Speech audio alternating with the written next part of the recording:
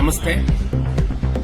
ಮಾನ್ಯ ನಮ್ಮ ಅರಸೀಕೆರೆಯ ಶಾಸಕರು ಹಾಗೂ ಮಾಲೇಕಲ್ಲು ತಿರುಪತಿ ದೇವಸ್ಥಾನದ ಅಭಿವೃದ್ಧಿ ಸಮಿತಿಯ ಅಧ್ಯಕ್ಷರು ಸಹ ನಮ್ಮ ಶಾಸಕರೇ ಆಗಿರೋದ್ರಿಂದ ಶಾಸಕರಲ್ಲಿ ಮತ್ತು ಅದೇ ರೀತಿ ಈ ಒಂದು ವಿಡಿಯೋನ ಶಾಸಕರ ಆತ್ಮೀಯರು ಶಾಸಕರಿಗೆ ತಲುಪಿಸಬೇಕು ಅಂತ ನಾವು ಸಹ ಕೇಳ್ತಿದ್ದೀವಿ.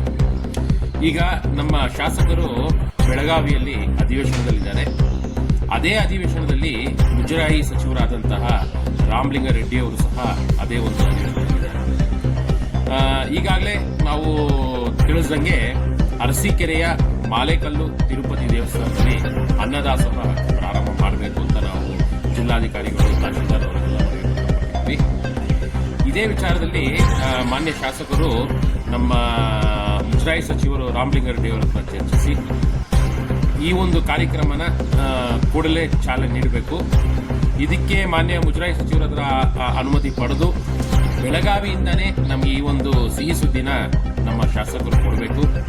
ಆದ್ರೆ ಸಿಹಿ ಸುದ್ದಿನ ಕೊಟ್ಟರೆ ಖಂಡಿತ ಅರಸೀಕೆರೆಯ ಮಹಾಜನತೆ ತುಂಬಾ ಸಂತೋಷ ಪಡ್ತಾರೆ. ಅದೇ ರೀತಿ ಇದರಲ್ಲಿ 3 ವಿಷಯ ಇದೆ. ಒಂದು ಬಂದು ಮಾಲೇಕಲ್ಲು ತಿರುಪತಿ ದೇವಸ್ಥಾನದಲ್ಲಿ ಅನ್ನದಾಸೋಹ ಪ್ರಾರಂಭ ಮಾಡಬೇಕು.